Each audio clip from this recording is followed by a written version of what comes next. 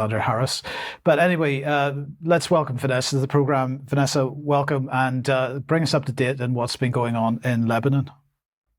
Yeah, I'll cover some of the more pertinent news items, and we can discuss further in extra. But this, first of all, is in the Financial Times, the Israeli demolitions clearing Israel's first belt, as they call it, in Lebanon. So let's have a look at what that means. This was the map produced by FT showing the villages within a 3-kilometer kind of buffer zone that Israel is claiming it's trying to create. This could well be a sort of a face-saving exercise, as they've failed entirely to actually invade very far into this area at all, despite throwing thousands of troops at it and facing, on average, 7 to 8 Hezbollah fighters within each village. However, what they have been doing is basically demolishing vast areas of the villages along this belt, and the next sort of infograph shows that. One of the worst hits is a village called Mahabib, which is on a hilltop, a historic village. And we actually have a video of the detonation of, 69% of this whole village.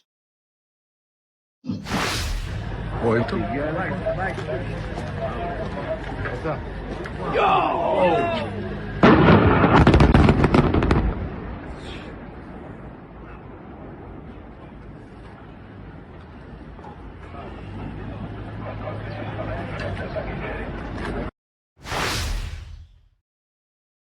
And in this way, basically, Israel has destroyed vast swaths of habitation and farmland in this particular 3-kilometer belt, but also deeper into Lebanon, as we'll talk about.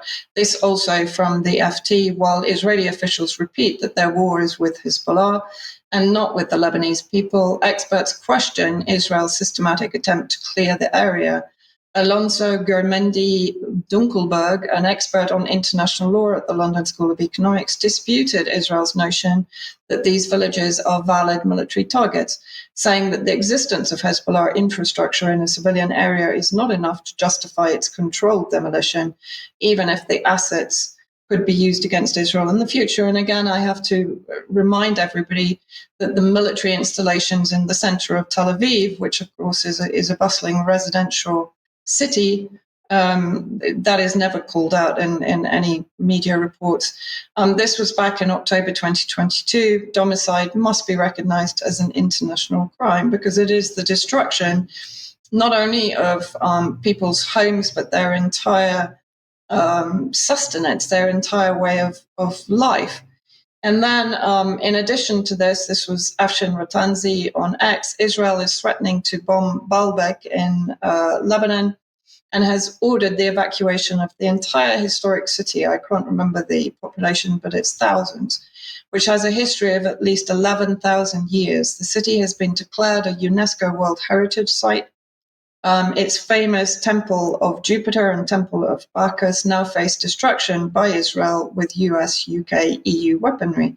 Israel's action mirror ISIS, of course, which destroyed the ancient city of Palmyra in Syria. ISIS, of course, sponsored by Israel to carry out regime change in Syria. This cultural genocide and attack on history brought to you by the same nations that claim they are civilized. Very good point from Afshin. And then let's have a look at Al Akbar English, Lebanese media on Telegram. Barbarians in Palestine and Lebanon, Israel as an enemy of civilization. Remember, Netanyahu is constantly claiming they are fighting the war against the barbarians.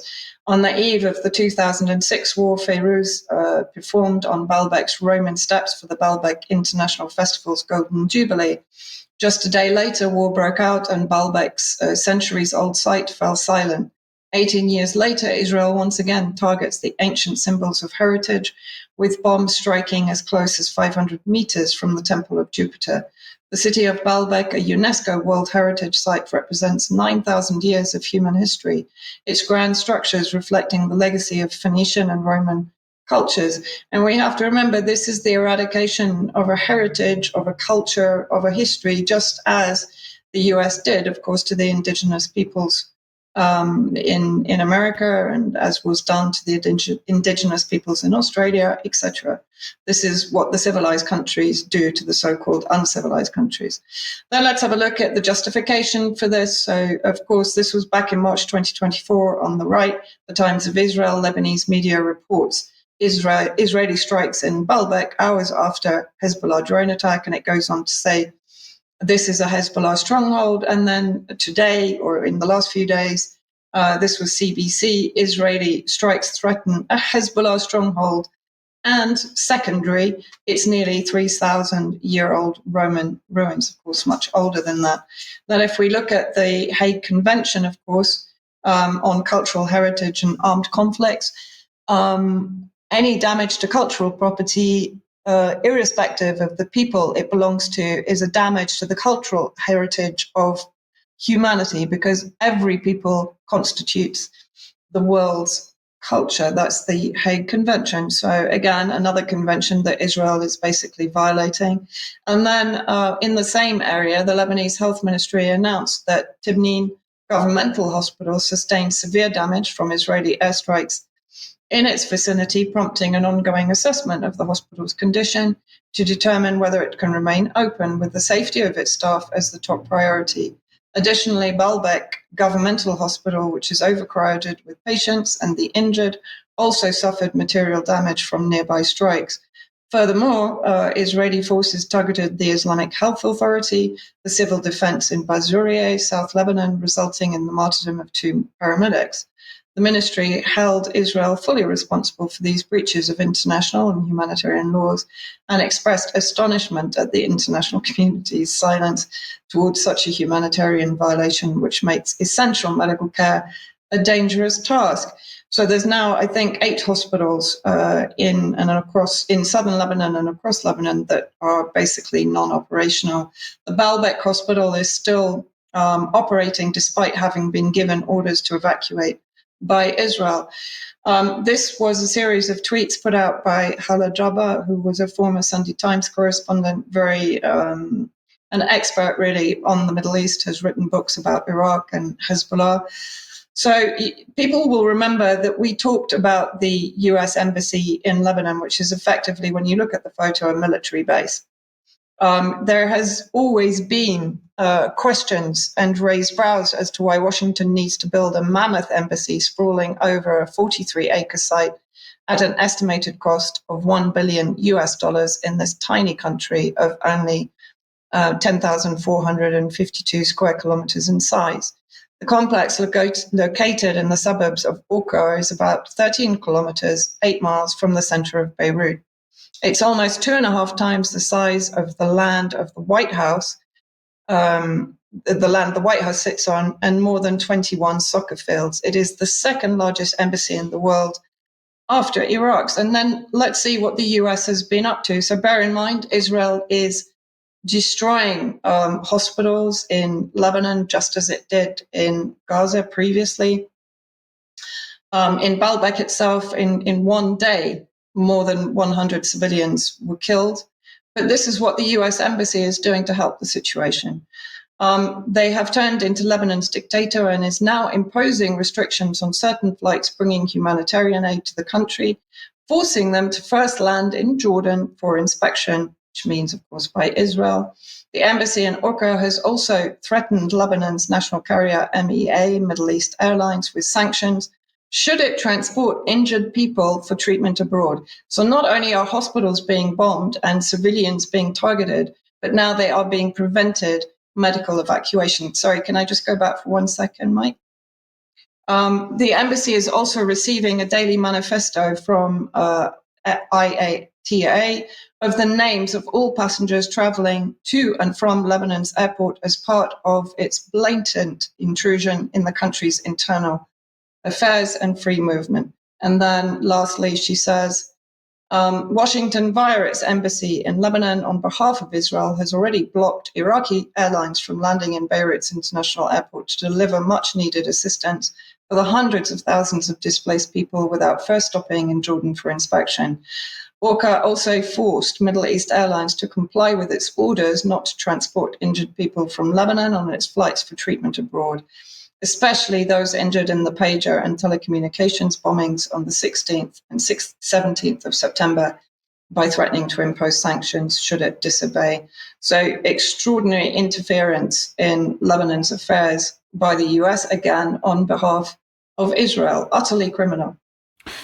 Thank you, Vanessa. Undoubtedly, we'll talk more about this in extra as well. But let's come back to you then, Vanessa. Is Israel having it all their own way?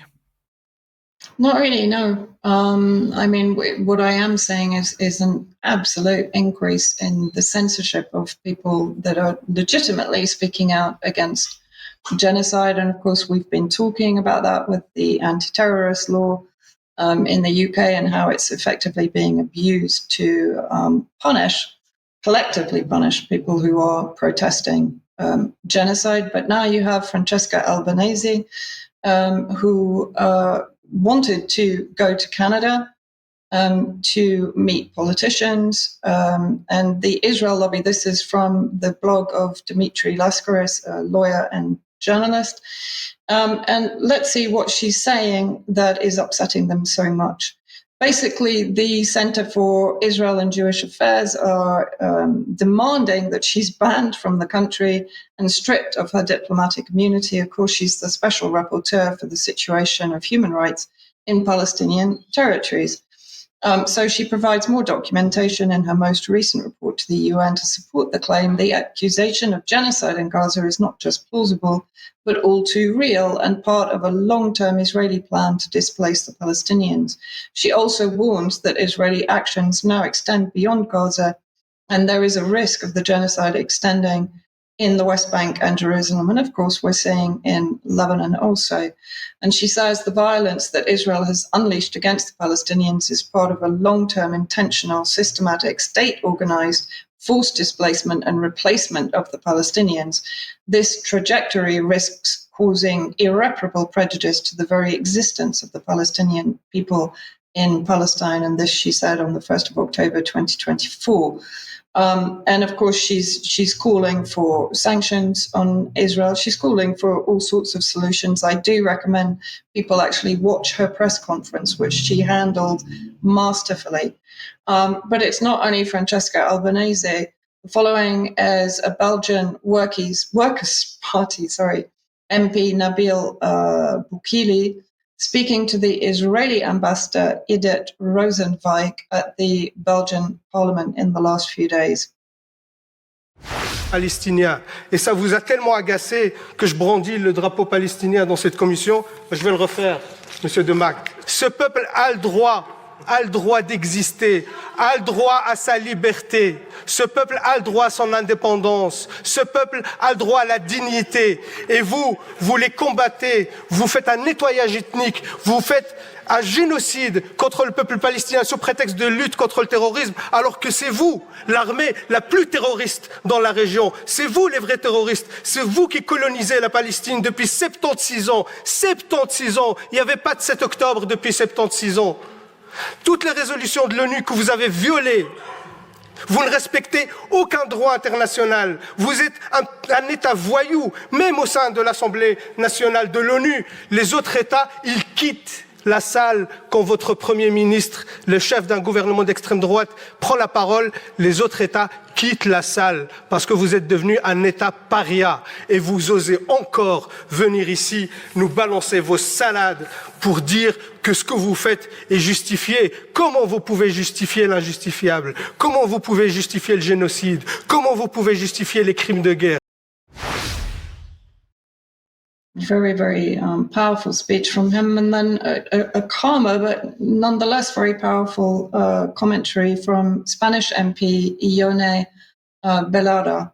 So let's just have a look at what she... Creo que hay que tratar la cuestión palestina cada vez más como abordamos la cuestión de los nazis que como se abordó la cuestión de Sudáfrica. Por supuesto hay que hacer todos los elementos de presión, pero no se entendería, yo creo que si conseguimos frenar el genocidio y pararle los pies a Netanyahu, no se produzca, por ejemplo, un desmantelamiento de las capacidades militares de Israel. creo que eso es una cosa que tiene que estar sobre la mesa, sin juicios de Nuremberg, sin justicia, sin que realmente haya una rendición de cuentas y una garantía de no repetición de lo que está pasando. Bueno, yo creo que eso es... o sea, que más allá de la narrativa del derecho a defenderse de Israel, que obviamente creo que hay que combatir, y las acusaciones de antisemitismo, que creo que en este año han ido perdiendo mucho fuelle, por lo menos en España, creo que hay que dar un paso más y exigir nuevas garantías para que no solo esto deje de suceder, sino que no vuelva a suceder nunca más. I mean, I think it's safe to say that when we see this level of censorship, we have to sense a degree of desperation from the powers that be at the vulnerability of their agenda and how people are hopefully starting to really see through it. This was a tweet by Claire Rogers, who's the mother of Zoe Rogers, who's one of the Filton 10 who's currently in prison. And she'll be there until, I think it's November 2025, when her case will finally be heard. And as her mother says, I do, again, recommend reading the entire thread. She talks about a change.org petition calling for an end to the abuse of the anti-terrorist laws to effectively punish incorrectly, illegally, the activists against genocide. So this is part of the actual petition itself. Of course, the link to it will be in the show notes. Action against Israeli weapons in the UK. The Filton 10 are charged with taking direct action in August this year to disable weapons at a facility belonging to Israel's largest arms manufacturer, Elbit Systems in Bristol. The weapons included drones currently being used in Gaza, which mimic the sounds of children in distress, in order to draw civilians out to help, in order to then kill them. 6 of the 10 were arrested on site. 4 were arrested in raids on their homes by counter-terrorism police, one of them at gunpoint. Who is behind this chilling repression of activists? There is evidence of conversations between the Home Office, the CPS, the Crown Prosecution Service, the Israeli Embassy, and Elbit Systems UK about stopping pro-Palestine activists, which is deeply concerning. It then goes on to say, and this for me is really the most concerning, treated like terrorists. Why are our loved ones being treated like terrorists? 6 of them are aged 20 to 30. All have strong social consciences. Many do voluntary work to help vulnerable people in their communities.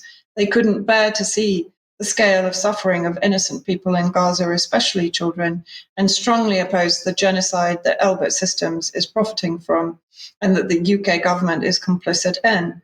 Yet in a flagrant abuse of counter-terrorism powers, the 10 were held incommunicado in solitary confinement and interrogated constantly for a week without charge, despite only subsequently being charged with non-terror offences, including aggravated burglary and criminal damage. They have been held in prison on pre-trial remand since then and are still being subjected to greater restrictions upon their rights and freedoms than those faced by regular prisoners on spurious counter-terrorism grounds. This has included being denied reading materials, the right to practice religion, intrusive medical testing, restrictions on association with other prisoners and communications with the outside world. One of the 10 has been designated an escape risk without due cause, so that they are subjected to additional ill treatment, including being woken up every hour, all night, every night. This sleep deprivation is clearly politically motivated form of psychological torture. Absolutely awful stage that we've reached. Thanks for